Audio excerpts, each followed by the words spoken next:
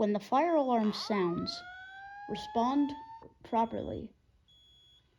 If your fire alarm has an automated message, listen to what it is telling you. If it does not have an automated message, then do these things. 1. Find the nearest available exit and exit from there.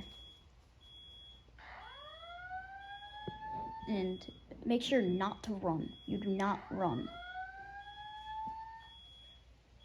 Then, once you have exited the building, find the designated assembly point for your group or yourself, depending on what building or what situation you are in.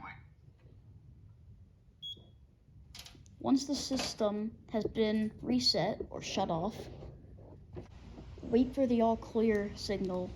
Once the all clear signal has been given, make sure to go back with your group